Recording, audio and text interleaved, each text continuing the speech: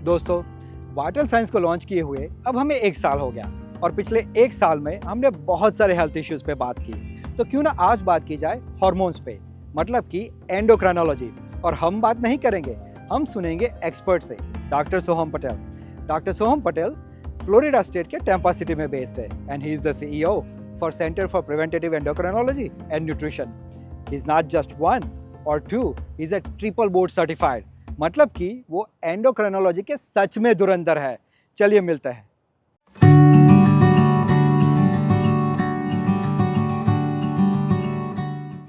Doctor Soham Patel, thank you for talking with vital science. आज बात करेंगे कुछ बर्निंग एंडोक्राइन डायबिटीज़ के क्वेश्चंस के बारे में जो लोगों को हमारे चैनल्स पे होते हैं। Thank you for the opportunity.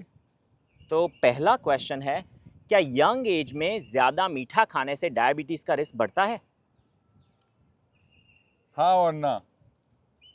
हाँ, रिस्क बढ़ता है क्योंकि आप जो खा रहे हैं वो रिफाइंड फूड है और वो रिफाइंड फूड हाई कैलोरी है और वो आपके लिवर और एब्डोमेन में जमता है एज फैट।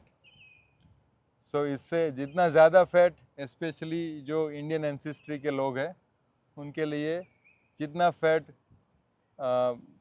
पेट के आजू बाजू जमता है उतना ज़्यादा रिस्क बढ़ता है डायबिटीज़ का। सो यस, मीठा खाने से रिस्क बढ़ता है। नो, बिकॉज एक बार मीठा खाने से रिस्क नहीं बढ़ जाता। ये आपकी एक पैटर्न है। अगर आप दिन में काफ़ी बार या हफ्ते में काफ़ी बार मीठा खाते हैं तो फिर आपका रिस्क क्यूमुलेटिवली बढ़ेगा। हाँ। अगर आप चॉइस से एक आध बार कुछ मीठा खा लिए उससे आपका रिस्क नहीं बढ़ेगा। लेकिन अगर एक पैटर्न है, आपका रूटीन है और आप मीठा खाते जाते हैं तो उससे आपका रिस्क बढ़ेगा। बिल्कुल, thank you. So next time अब जब मीठा खाए तो ये बात ज़रूर ध्यान में रखिए। दूसरा क्वेश्चन है कि क्या डायबिटीज़ में आप फ्रूट्स खा सकते हैं? बेशक, फ्रूट्स डायबिटीज़ कम करेगा। मैं फिर से कहूँगा, फ्रूट्स से आपका डायबिटीज़ कम होगा, लेकिन कैसे खाना है वो ट्रिक है। हाँ। फ्रूट्स सुबह या दोपहर को खाना है, रात को, देर रात को नहीं खाना है। डिनर के बाद तो कभी नहीं खाना है। सो जितना फ्रूट आप सुबह खाएंगे या दिन में खाएंगे उतना आपको उसका फ़ायदा मिलेगा। डिनर के बाद देर रात को नहीं खाना है। और फ्रूट जूसेस का क्या? बहुत इंपॉर्टेंट सवाल। जूस या स्मूदी, जूस में कोई फाइबर नहीं रहेगा, स्मूदी में फाइबर रहेगा, लेकिन उसको पूरा आप ब्लेंड कर देंगे तो जो फ्रूट का जो फाइबर का इम्पैक्ट है आपके हाथों पे, जो शुगर का एब्जॉर्प्शन जो आपके ब्लड स्ट्रीम में होगा वो स्लो करता है, वो स्लो डाउन नहीं होगा। सो जूस या smoothie not a good option. Whole fruits, chopped, seasonal fruits दिन में ब्रेकफास्ट में या middle of the day, that's how you do it. बिल्कुल। और हमारा तीसरा डायबिटीज़ के बारे में बर्निंग क्वेश्चन है कि आप कैसी शुगर खाते हैं, इसका क्या इम्पैक्ट होता है? जैसे कि कुछ लोग मानते हैं कि अगर आप गुड़ खाएंगे तो वो चीनी खाने से ज़्यादा अच्छा है। क्या ये सही बात है? फिर से हाँ और ना। गुड़ चीनी से थोड़ी बेहतर है, सिर्फ थोड़ी बेहतर। क्यों? क्योंकि गुड़ में थोड़ा फाइबर रहेगा, क्योंकि वो मोलासिस जैसे बनता है शुगर केन के जूस में से, उसमें काफ़ी फाइबर रहता है और जैसे जैसे उसे गर्म किया जाता है तो वो फाइबर का थोड़ा इम्पैक्ट रहेगा। और जो बड़ा पतासा होता है जिसमें गुड़ बनता है वो काफ़ी टाइम आयन का होता है, तो उसमें आयन ऐड होता है तो उससे आपको आयन भी मिलेगा, लेकिन वो बेनिफिट काफ़ी छोटा है।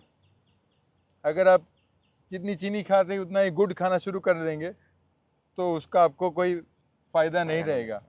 लेकिन छोटी मात्रा में अगर आप गुड़ खाएंगे फिर भी, और सेम रात को, देर रात को नहीं, दिन के इस वक्त, सो जो गुड़ की जो एनर्जी है उससे आपको ताकत रहेगी और आप वो ग्लूकोज से एनर्जी जनरेट करके उसको यूटिलाइज कर देंगे तो आपका मोटापा नहीं बढ़ेगा।